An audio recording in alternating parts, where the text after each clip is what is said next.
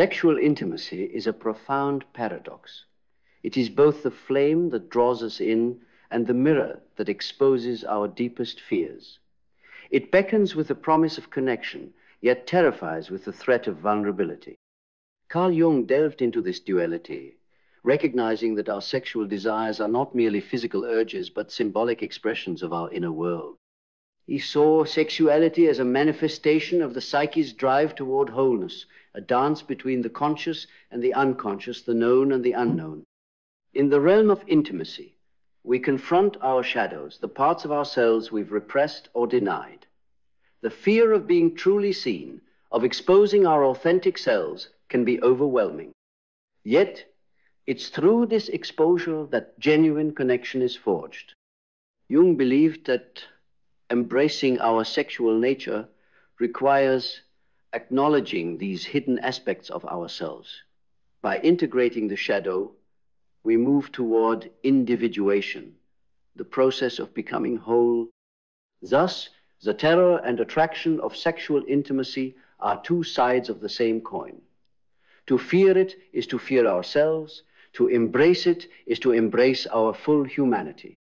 In understanding this, we find that sexual intimacy is not just a physical act, but a profound psychological journey, a path to self-discovery and unity. It's not the body we fear, it's what the body reveals. Because the moment skin meets skin in honesty, all armor dissolves. And beneath that armor lies the truth we've spent a lifetime trying to hide, our hunger to be seen, our terror of being known, our ache to be held without needing to perform. This is why sex, real sex, soul-deep intimacy, is not for the faint of heart. It's not about pleasure alone. It's about exposure, about unveiling the parts of ourselves that the world taught us to mask. We've been conditioned to believe that sexuality is something dirty, something to control. But what if it's the opposite? What if it's sacred, not in spite of its intensity, but because of it? Carl Jung saw the sexual drive not merely as biological instinct, but as symbolic fire. A fire that, if repressed, turns toxic. But if integrated, becomes transformative. It is not the act of sex that shapes us. It is what the act awakens in us. Fear, longing, shame, hope, the shadow and the light, all rising to the surface, naked and raw. And that's the point. That's the gift. Because in no other act are we so physically exposed and yet so spiritually confronted. We think we fear rejection.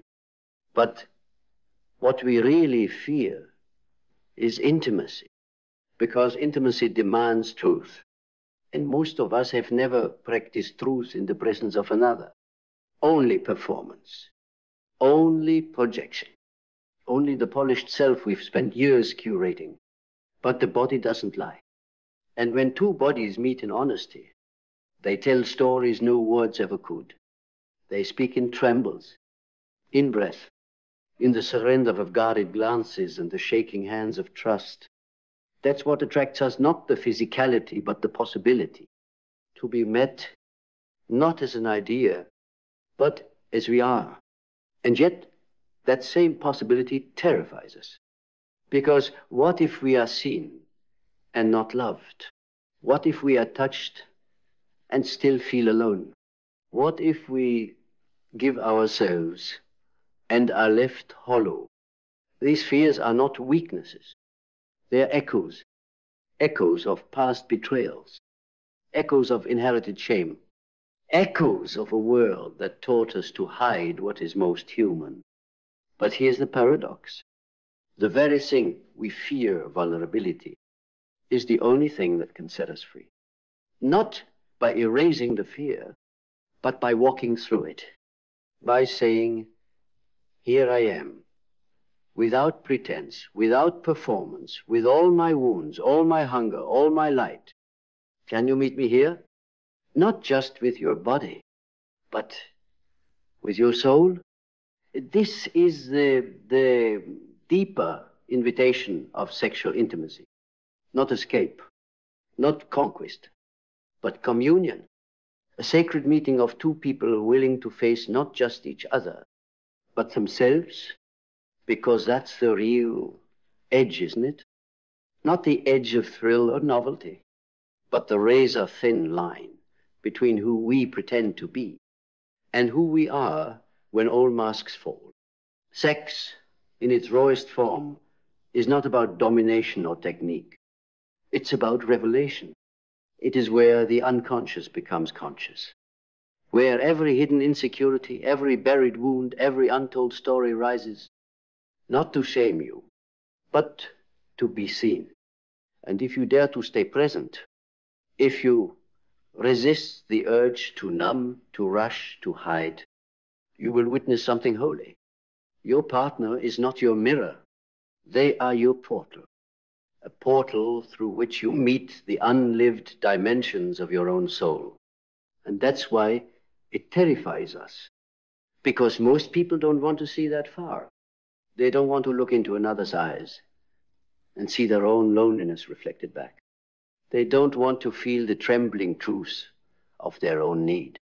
They don't want to admit that behind the desire for sex is a deeper, unspoken plea. Please see me, please stay, please hold me, even when I can't hold myself. But what we fear most is also what we crave most. We want depth, not just sensation.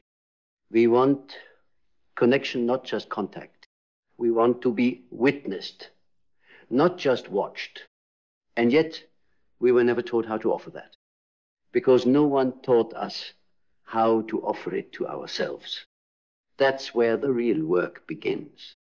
The work of meeting your own body, not as a machine, but as a temple. The work of reclaiming your desire, not as a shameful impulse, but as sacred intelligence. The work of holding your own ache so that when you are touched, you don't collapse into the void, but rise in presence. This is not the easy path. It's the path of integration, of shadow and light, of power and tenderness, of boundaries and surrender. Because true intimacy is not soft. It's fierce. It doesn't ask you to feel safe. It asks you to be honest. And when two people meet in that place, not to consume, not to escape, but to reveal something ancient happens. The body becomes scripture. The breath becomes prayer. The moment becomes sacred. And the love that rises is not romantic. It's revolutionary. Not because it changes the other, but because it changes you. You don't just become more whole. You remember that you always were. And when you remember, truly remember, that you were always whole, the entire script of intimacy begins to shift. No longer a chase, no longer a conquest, no longer a transaction built on performance and perfection, but a ritual, a sacred exchange between two sovereign souls who are no longer trying to be completed, but are choosing moment by trembling moment to merge without losing themselves, because that's the highest form of intimacy, to give yourself fully while holding nothing hostage, to be touched without being consumed, to be known without collapsing your boundaries, to be naked not just in body but in truth, in presence, in purpose. And that's rare, because most people are terrified of losing control, terrified of opening so deeply that their carefully constructed personas fall apart in someone else's arms, terrified that love, real, honest, elemental love, will cost them the illusions they've clung to for safety. But what if that's the point? What if sexual intimacy was never meant to make you feel more in control, but to strip you of what was never truly you?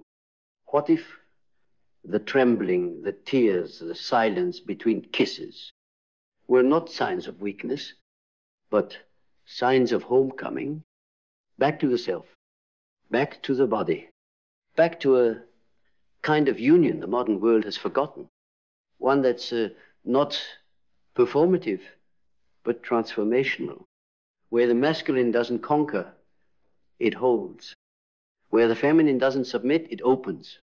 And both dance not in roles, but in reverence. This is where true power lives. Not in domination, but in devotion.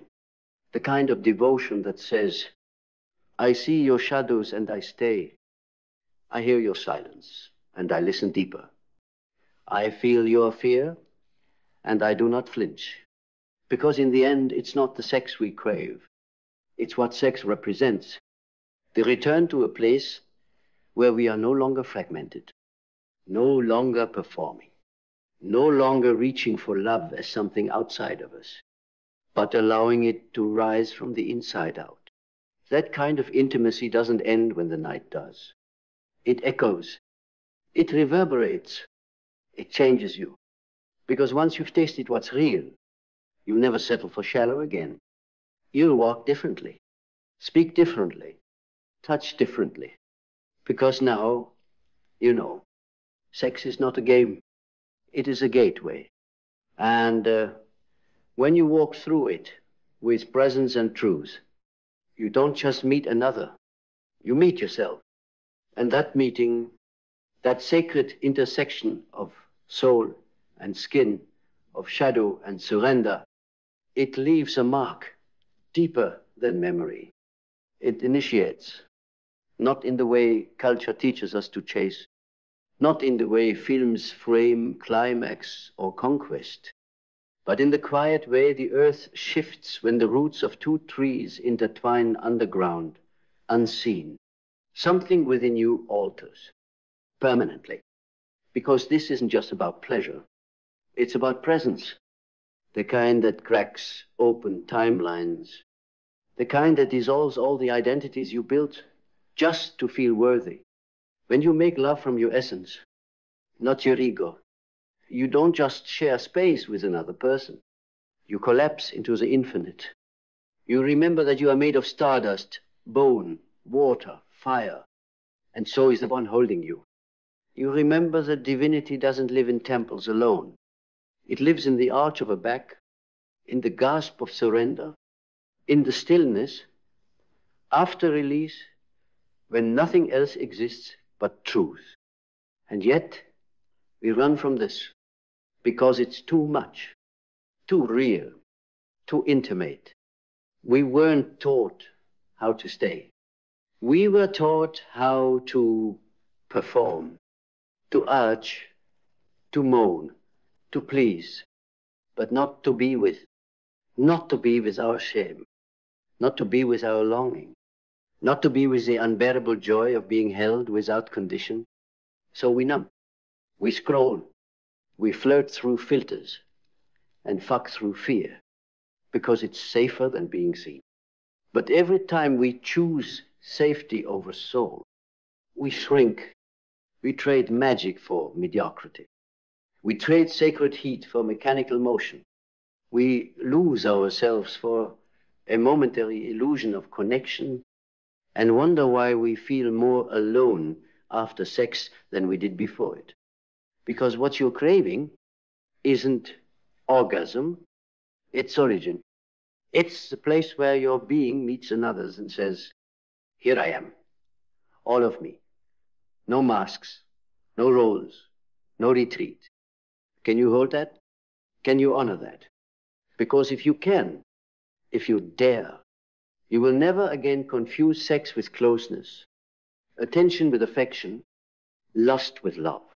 You will know the difference in your bones, in your breath, in your blood. And that knowing will change the way you move through the world. You will become a different kind of lover, a different kind of presence, a different kind of truth. Not because you've learned new techniques, but because you've unlearned everything false. And what remains? Only the sacred, only the soul, only you, fully awake, fully alive, not in the adrenaline of the chase, but in the soft, terrifying miracle of being known, fully alive in the quiet, when the hands have stopped moving and the bodies are tangled not in desire, but in devotion, fully alive. In a way, your chest rises with breath, and you realize, I am not hiding anymore. This is what sexual intimacy is meant to do. Not just arouse, but awaken, to bring you back to the wildness you exiled to be accepted. To remind you that your longing is not a weakness, it is your map. That your desire is not shameful, it is divine direction. You were never meant to reduce your sexuality to biology. It is not just survival. It is not just function.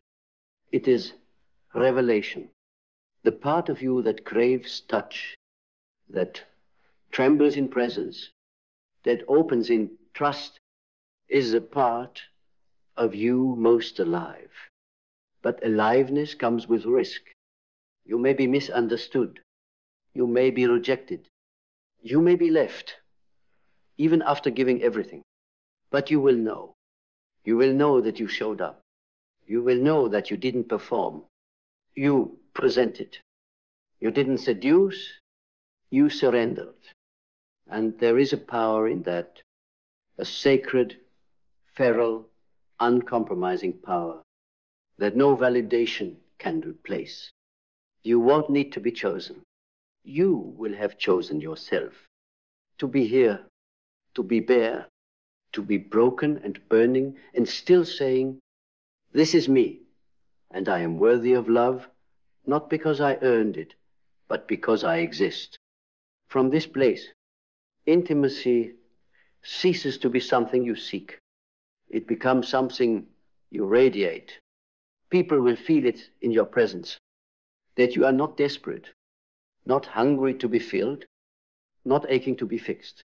You are whole. You are sovereign. You are sacred. And from that wholeness, your love becomes medicine, not just for your partner, but for the world. Because a world built on performance is healed by presence. A culture addicted to spectacle is transformed by soul. And the body that has been taught to fear itself finds liberation in one trembling, tender, truth-soaked moment of being held. Not for what it can do, not for what it can provide, but for what it is. Holy, human, home. Home not in a place, but in a presence. Not in perfection, but in permission. To be messy, to be vulnerable, to be seen in the full spectrum of your humanness, and still be met with reverence. That is the alchemy of real sexual intimacy. It does not sanitize. It sanctifies. It takes the raw clay of your being, your fears, your stories, your longings, and shapes them into communion. Not just with another, but with the parts of yourself you once thought were unlovable. You see, intimacy doesn't start in the bedroom. It starts in the body. It starts in how you hold yourself when no one else is watching. It starts in the silence, in the choice to stay with your ache rather than numb it, in the courage to touch your own skin like it matters, like you matter, because how you meet yourself is how you will meet another. And when that meeting is rooted not in strategy, but in soul, something shifts. Sex is no longer a place to escape loneliness. It becomes a practice of ending it in one gaze, in one breath, in one honest moment of trembling surrender. You realize you were never unworthy. You were never too much. You were simply waiting for a space sacred enough to hold you. And now that you've created that space within yourself, within your truth, you become the invitation, not for everyone, not for those still asleep in their performance, but for those who are ready, ready to meet, ready to reveal, ready to burn in the furnace of mutual seeing and rise from it as something more. Not lovers who consume each other, but souls who resurrect each other. This is the revolution.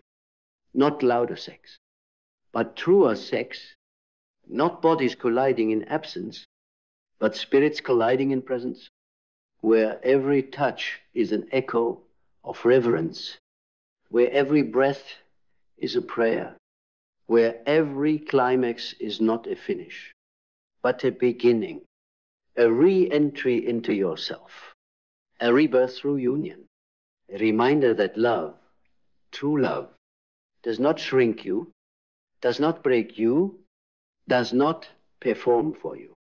It meets you right where you are, naked, shaking, sacred, and says, I'm not here to fix you.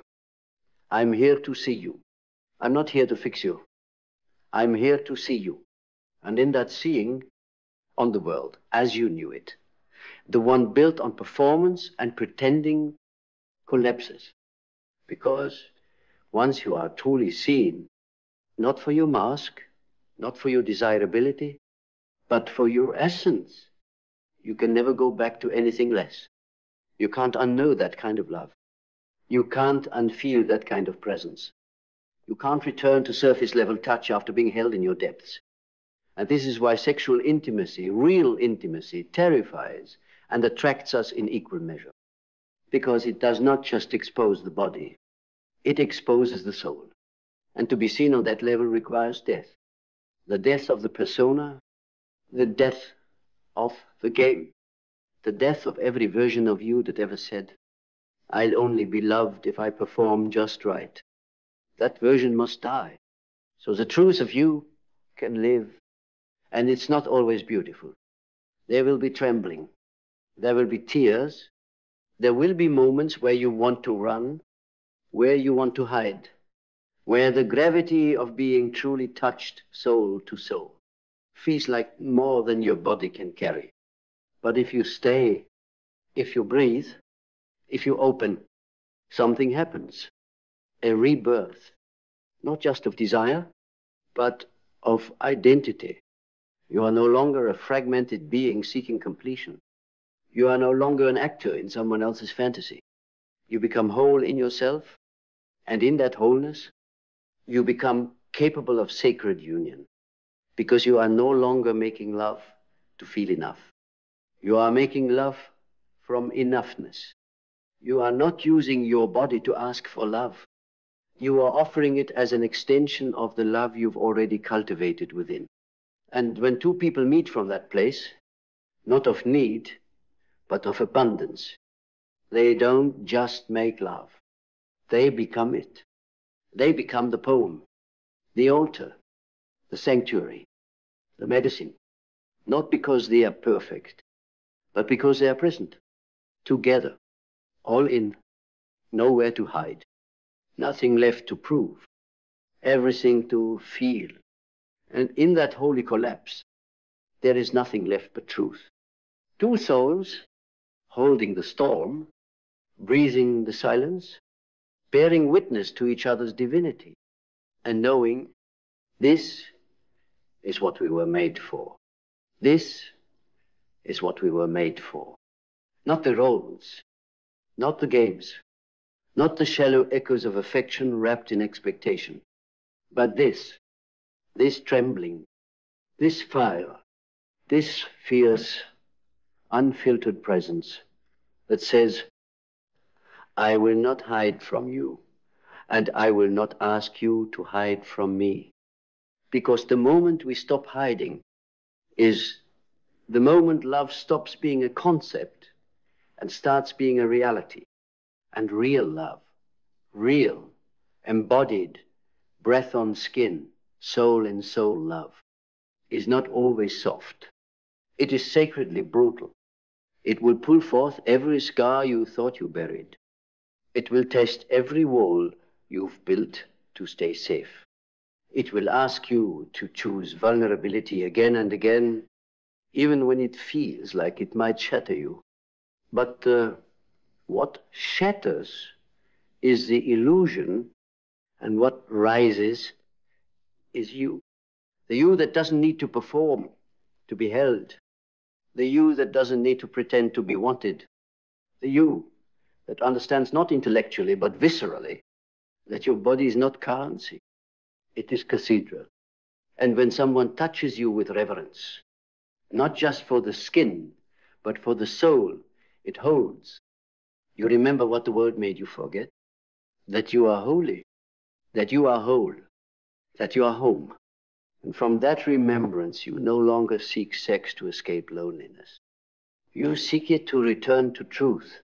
You seek partners who can meet you in the silence, who can breathe with you in the pause, who can worship your essence before they ever touch your flesh.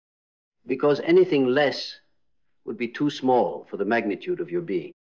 And when you meet someone who sees that, who doesn't flinch at your depth, who doesn't retreat from your darkness, who holds your pleasure and your pain with equal devotion, you will know, not from butterflies, but from gravity.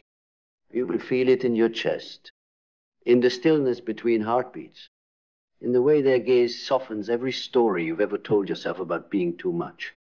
And in that space, you will exhale, because finally, you have not only been touched, you have been met. And when you are met, not for what you can offer, not for how well you perform, but for who you are at your core, everything changes. You stop chasing. You stop shrinking. You stop offering fragments of yourself in exchange for counterfeit connection. Because now you know. You know what it means to be touched without being taken, to be held without being hidden, to be seen completely and loved more, not less, because of it. And this knowing, it frees you, not just in love, but in life. You move differently. You speak with deeper truth. You carry yourself not with arrogance, but with alignment. You no longer fear the depth of your own desire, because you walked through the fire of your fear and found yourself still standing, more alive, more whole, more you than you've ever been. So let the world worship the surface. Let them scroll, swipe, perform, and pretend. You are done pretending. You are not a body desperate to be desired. You are a soul powerful enough to be known. And when you meet another, soul to soul, truth to truth, when the body becomes not a weapon, but a witness to your wholeness, you will remember fully, this is what I was made for, not just to touch, but to transform, not just to be wanted, but to be witnessed, not just to be loved, but to finally, to be real.